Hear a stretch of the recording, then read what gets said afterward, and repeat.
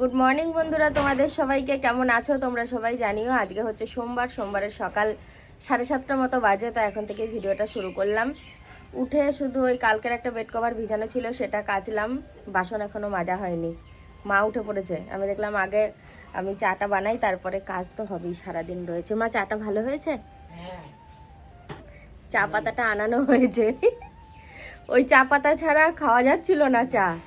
আগে ওই খাওয়া হতো বলো, কিন্তু মানুষ অভ্যেস একরকম হয়ে গেলে না না, ওই জন্য ওই নবদ্বীপে চা ঘর আছে, ওখান থেকে চা কিনে আনা হয়। আর এই যে দেখো, আমি পুরো চা নিয়ে নিয়েছি, এটা বসে বসে খাবো, তারপরে সারাদিন টুকটুক করে চলবে। আমি এই কৌটোটাকে আপাতত এখানে রাখি, নাহলে আজকে খুব হনুমান এসছে সকালবেলা। একবারে টিনের চালটা দুম দাম করে মনে হচ্ছে যেন ভেঙে ফেলবে, এমন অবস্থা করছে। আজকে তুমি এই নীলকণ্ঠ গাছের এই ফুলগুলো তুলবা।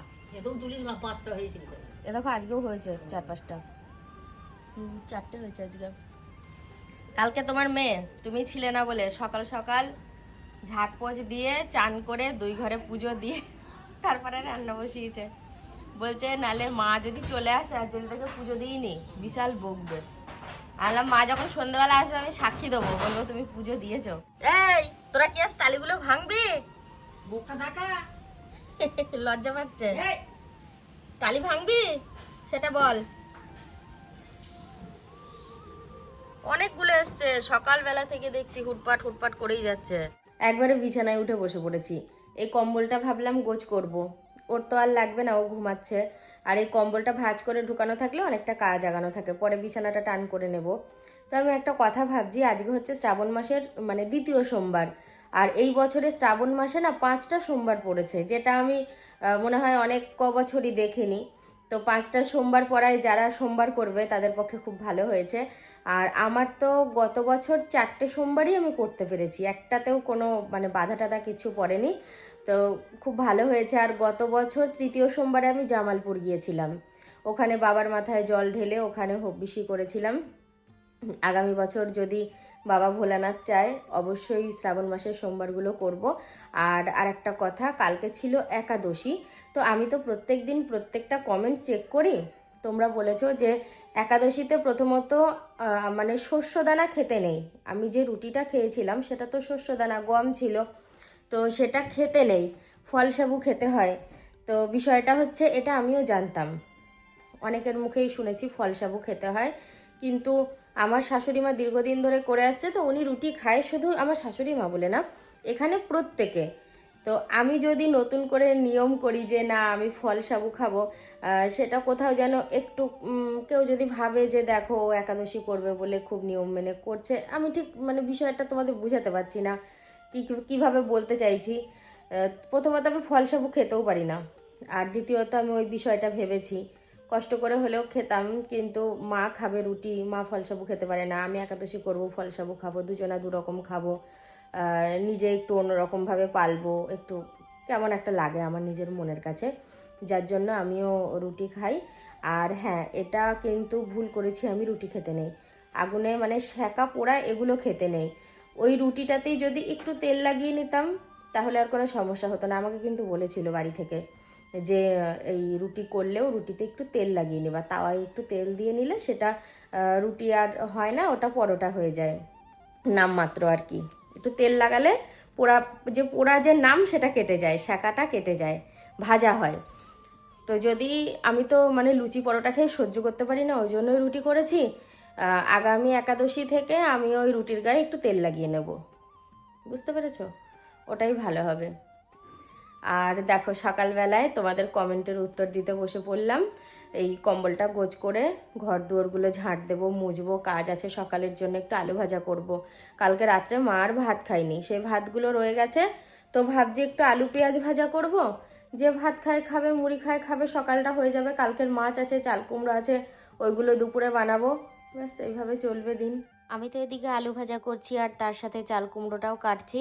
আর এখানে মা, আমার ননদ, ঠাকুর জামাই, প্রকাশবাবু, মোটামুটি আমরা বাড়ির অনেকেই বেশ গল্প জমিয়ে দিয়েছি।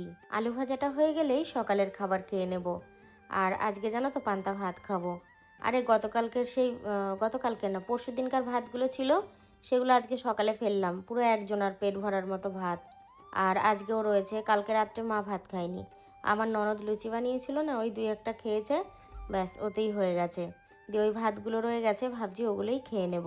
এই যে আমার কর্তার আর আমার ভাতের ব্যবস্থা নিয়ে বসে পড়েছি। ভাত বাড়তে বলে ও যেন বাইরের দিকে কোথায় গেল, আসুক, আসলেই ভাতটা বাড়বো। ফ্রিজ থেকে মাছটা আমি বের করে নিলাম, গতকালকের সেই রেখে দেয়া মাছ। তো এই মাছটাই আজকে রান্না করব। আজকে আর কোনো সবজি দেব না, আজকে শুধু মশলা দিয়ে তৈরি করব। তোমরা কারা কারা এরকম চালানি কাতলা খেতে পছন্দ করো? ওই ক্যারেটের যে কাতলাগুলো হয়, না ক্যারেটের রুই হয়, কাতলা হয় কিনা আমার জানা নেই। যাই হোক, এগুলো সেই বিলাসপুরের কাতলা বলে। আর একটা কাতলা আছে যেটা আমাদের এদিকে হয়, গঙ্গায় হয় বিশেষ করে, ওই কাতলাটাও কিন্তু খুব টেস্ট। কিন্তু অনেকে আবার এইটাই বেশি পছন্দ করে, আমিও যেমন এইটাই বেশি পছন্দ করি। চাল কুমড়ো ভাজাটা রেডি হয়ে গেছে, ভাত হয়ে গেছে, শুধু মাছটা মশলা দিয়ে শুধু হবে, তাহলেই হয়ে যাবে। তার আগে একটা জিনিস দেখাচ্ছি তোমাদেরকে। হ্যাঁ, এটা কি তোমরা দেখো, আন্দাজ করো এটা কি হতে পারে। আমি পুরোটা দেখাবো না, পুরোটা দেখালে বুঝতে পেরে যাবে এটা কি জিনিস। তোমরা কে কি ভাবলে এটুকু দেখে অবশ্যই কিন্তু কমেন্টে জানিও। তো পুরো জিনিসটা তোমাদেরকে দেখাচ্ছি এবার। পাতি লেবু। এ দেখো, যখন আমি মানে এক নজরে দেখেছি অতটা ভালো করে বুঝতে পারিনি, ও নিয়ে আসলো এখনই, মনে হলো কি একদম পাকা পিয়ারা। তো তারপরে দেখি না লেবু, এ দেখো আরো কয়েকটা নিয়ে এসছে। কেউ কেউ দিল তো নিশ্চয়ই, কেননি? কিনি না, আমাদের লেবু কিনতে হয় না, ওটা অসম্ভব। চেনা পরিচিত কাউরির গাছ থাকলে তারা এমনি এমনিই দেয় লেবু। আমরা যখন হাওড়ার দিকে যাই, হাওড়া স্টেশনে প্রচুর লেবু বিক্রি হয়, দেখেছো? হ্যাঁ দেখেছি। রান্না বান্না হয়ে গেছে, লাস্টে আজকে ঘর মুছছি। আজকে আর সকালের দিকে মোছা হয়নি, সকাল সকাল রান্নাটা সেরেছি তো, সেই কারণে ভাবলাম স্নানের আগে আমি ঘরটা ঠিক মুছে নেব। আজকে আর কাঁচা জামা কাপড় শুকানো নিয়ে কোনো চিন্তা নেই, কারণ কি বলতো, সকালবেলাতেই কেচে দিয়েছি, ও শুকিয়েও গেছে, আর না শুকালেও কোনো অসুবিধে নেই। বাপি সেই যে লম্বা ঝাঁটা বানিয়ে দিয়েছিল, ওটা দিয়ে একটু চেষ্টা করলাম, ভালো পারলাম না। তো আমার এটাই সব থেকে বেশি সুবিধা হয়, তো এটা দিয়েই আমি এখন উঠোনটা ঝাঁট দিয়ে নিচ্ছি। আর এখানে তো আমার ননদ রান্না করছে, ওর রান্না এখনও শেষ হয়নি। আর আমার ননদের কাছে আমার ঠাকুর জামাই বসে রয়েছে, ও তো এখনও ছুটিতে রয়েছে পায়ের জন্য। তো সেই কারণে কাজে যাচ্ছে না বলে বেশিরভাগ দিন কি একদিন মাত্র কাজে গেছে, আর প্রতিদিন এখন বাড়িতেই আছে। ওর আজকে সোয়াবিনের তরকারি রান্না হচ্ছে, তার সাথে পুঁই শাকের তরকারি, আরও যাই হোক কিছু রান্না করছে যেটা আমার সঠিক জানা নেই। আমি তো ওর সাথে রান্নায় সবসময় পাল্লা দিই, আগেও বলেছি। তো আমার খুব খুশি খুশি লাগছে, ওর আগে রান্না হয়ে গেছে, কাজ হয়ে গেছে। মানে এগুলো কি বলবো, ছেলে মানুষই মন বললেও ভুল হবে, হিংসুটে মন। ওর সাথে রান্নায় হিংসা করছি, আমাকে বলছে কি না তোমার আজকে আগে হয়ে গেল। আর প্রকাশ সাথে সাথেই বলছে, তাহলে ফার্স্ট প্রাইজ তুমি পাবা। আমি বললাম হ্যাঁ, একটা প্রাইজের ব্যবস্থা কর, ওটা আমিই নেব। কাজ সব কমপ্লিট হয়ে গেছে, মোছামুছি ধোয়া মোছা পরিষ্কার। এবার আমি স্নান করে খাওয়া দাওয়ার ব্যবস্থা করব। গতকালকে যখন আমি মায়ের কাছে গেছিলাম, মা একজোড়া কানের দিয়েছে আমাকে, দেখো তোমাদেরকে দেখাচ্ছি। আমি বললাম দিতে হবে না মা, বিক্রি করো, তোমার এমনি দোকানে মাল অনেক কম। বললো না ঠিক আছে থাক, এই ডিজাইনটা পর, তোকে ভালো লাগবে। এই যে পরবো, ছোটোর মধ্যে তো এখনই পরবো, ওই জন্য ভাবলাম তোমাদেরকেও একটু শেয়ার করি। আর এই সবে স্নান করে ঘরে আসলাম, চুল আঁচড়ালাম, সিঁদুর পরবো বলে চুলটা বেঁধেছি। সিঁদুর টিঁদুর পরা হয়ে গেলে তারপর আবার চুলটা খুলে দেবো, কারণ ভিজে আছে। আজকে অনেক দিন পর সিঁদুরের টিপ পরলাম, অনেক কদিন ধরে আঠার টিপ পরছিলাম, দেখলাম কপালের মাঝখানটা আঠায় কেমন একটা সাদা সাদা ভাব হয়ে গেছে। সেই জন্য ভাবলাম কি দুদিন সিঁদুরের টিপ পরি, তাহলে ওটা ঠিক হয়ে যাবে। আর সিঁদুরের টিপ আগে আমি পরতাম, ভালোও লাগতো। আর এই যে কানেরগুলো পরেছি, খারাপ লাগছে না, বেশ ভালোই লাগছে। আমার কর্তার স্নান হয়েছে, ঠাকুর ঘরে রয়েছে, ধুনো দেবে, তারপরে ওই ঠাকুরের যে বাসনপত্র আছে সেগুলো গোছাবে, ওই জায়গাটা পরিষ্কার করবে, তারপরে খাওয়া দাওয়া করব। তো দেখো সমস্ত কিছু হয়ে গেছে, আর তার সাথে আমি ভাতও বেড়ে নিয়েছি, মাকেও খেতে দিয়ে আসলাম। আর এই যে কর্তার আর গিন্নির খাবার নিয়ে চলে এসেছি। কালকে আমি যখন মাছ কিনে লেজাটা নিয়েছিলাম, একটা লেজা নিয়ে মাঝখান থেকে কেটে দিয়েছিলাম, কারণ বড় মাছের লেজ খেতে আমার বেশ ভালো লাগে। আগেও অনেকবার বলেছি, আবারও বলছি। খেতে বসে পড়েছি, কিন্তু লবণের কৌটোটা আনতে ভুলে গিয়েছিলাম। তো কৌটোটা এনে নিলাম, লবণ জল, আর তার সাথে যেটা করব, লাইটগুলো অফ করে দেব। ভিডিও করা হচ্ছিল বলে সুইচগুলো অন করা হয়েছিল। তো সব সময় তো আর আমরা এভাবে লাইট জ্বালিয়ে রাখি না। আর এখন টিভিটা চালাবো, তারপরে দুজনে মিলে খাওয়া শুরু করব। এরকমটাই আমরা প্রত্যেক দিন করে থাকি। খাওয়া দাওয়া হয়ে গেছে, এমনকি থালা বাসন মাজা, এটো জায়গা পরিষ্কার সব হয়ে গেছে। বাইরেও 10 মিনিট দাঁড়িয়েছিলাম, তো এবার যেটা করব সেটা হচ্ছে একটু বিশ্রাম নেব। আজকে একটু ঘুমের চেষ্টা করব, দেখব ঘুম হয় কি না।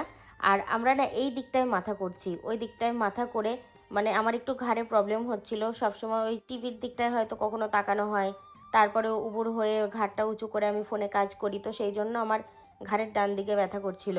দিয়ে ওই বললো যে এই দিকে এবার থেকে মাথা করো, দেখো ঘাড়ের যে দিকটা ব্যথা করছে সেই দিকটা একটুখানি ভালো লাগবে। সেই জন্য এখন থেকে আমরা বেশ কিছুদিন এই দিকটায় মাথা করে শোবো। তো বন্ধুরা চলো এবার একটুখানি আমি ঘুমো ঘুমো করে নিই।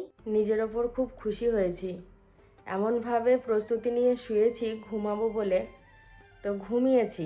সন্ধে করে ফেলেনি, এখন 4:41 বাজে। ঘুমটা ভাঙতেই আমি ফোনে টাইমটা দেখলাম, আর এর তো মনে হয় 7:30 8টা ছাড়া ঘুমই ভাঙবে না, ভাত ঘুম। তো এবার আমি উঠবো, চোখে মুখে জল দেবো, মাথা আঁচড়াবো, বাইরের দিকে যাব।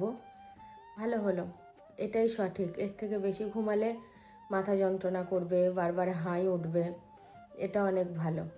যাই এখন বাইরের দিকে যাই। ফ্যানটা চলছিল, ফ্যানটা অফ করে আমি এই ভিডিও করছি, তো সেই জন্য ফ্যানটা অফ করে দিয়েছি। ফ্যানটা ওই চালিয়ে আমি আবার বাইরের দিকে যাব। কি গো, দেখি তো কিরকম ঘুমিয়েছে। ওই খুব গভীর ঘুম? হ্যাঁ, তাহলে কখন উঠবা? ও গভীরভাবে ঘুমায়নি। বেশ কিছু কাজ করলাম, বাইরে বাসনপত্র যা কিছু সবই সিঁড়ির তলায় এখন ঝাঁকাটা এনে রাখা হয়েছে, ওখানে এনে রেখেছি। টুকিটাকি জিনিস ঘরে তুললাম।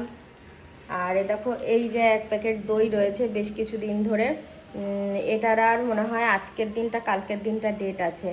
আর এই দইগুলোর তো একদমই ডেট থাকে না, অল্প কয়েকদিন থাকে। তো আমি একটা জায়গা নিয়েছি, দইটা ঢেলে রাখবো প্যাকেট থেকে, আর একটু করে নিয়ে খাবো। গতকালকের ছানাটা ফ্রিজ থেকে বের করে রাখলাম, ও ঘুম থেকে উঠতে উঠতে ঠান্ডাটা কেটে যাবে।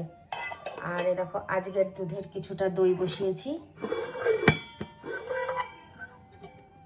এই যে এটা হচ্ছে আজকের দুধের দই। এতক্ষণ দইটা উঠে গেছে, হ্যাঁ দইটা জমে গেছে। কি ব্যাপার, এখন স্নান করছো? হাত পা ধুচ্ছি এখন, অনেক কাজ করলাম, ঘরটার মুছলাম ভালো করে, আবার ফিনাইল দিয়ে। ওই বেলায় মুছেছি, মন মতো হয়নি। আবার মুছলে? তারপরে উঠোন মুঠোন ঝাঁট দিলাম।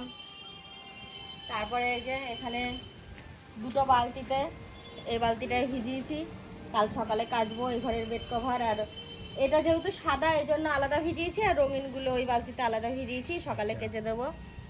আর এখন এই একটুখানি চেঞ্জ করব হাত পা ধুয়ে। আমি না ভেবে পাই না, খাটটা খালি থাকে, সে খাটে কেউ বসলে যেমন একটা আওয়াজ হয়, খাটটা না শুধু ওরকম আওয়াজ হয় মাঝে মধ্যে। প্রায় দিনই আমার এটা নজরে পড়ে, আমি ঠিক ভেবে পাই না কি জানি। মনে হয় এই জয়েন্টে কোনো সমস্যা আছে, এমনি এমনি এরম আওয়াজ হয়। সন্ধ্যাবেলার চায়ের পর্ব মিটে গেছে, সেটা অনেকক্ষণ। মা বললো রাত্রে ভাত খাবো না, দই দিয়ে মুড়ি খাবো, মুড়ি দেবো, আরও পরে দেবো। এখন 8টার একটু বেশি বেশি বাজে। আর আমার কর্তা সেই টুকি টুকি খেলে যাওয়ার মতো একটুখানি আসলো, এসে ছানাটা খেলো, ব্যাস। তারপরে আবার যে বেরিয়েছে আর পাত্তা নেই। আবার বেরিয়েছে কখন তাও জানি না, মানে খেয়েছে, হাতের জলও শুকায়নি, মুখের জলও শুকায়নি, আবার বেরিয়ে গেছে। আজকে রাত্রে আমার আর ভাত খেতে ইচ্ছে করছে না, ওই জন্য মুড়ি চানাচুর নিলাম। তো এটাই খাবো। এটা খাওয়ার পর অনেক রাতে যদি একটু দই খেতে মনে হয় দই খাবো, ব্যাস এতেই ইতি গজ। এখন রাত্রি 9টা মতো বাজে, মুড়ি নিয়ে নিলাম, খাবো, কিন্তু ঘুমাবো আরও পরে। কিন্তু ভিডিওটা এখন শেষ করে দেব। তো বন্ধুরা চলো আজকের মতো গুড নাইট বলছি, দেখা হচ্ছে আবার কালকে থেকে।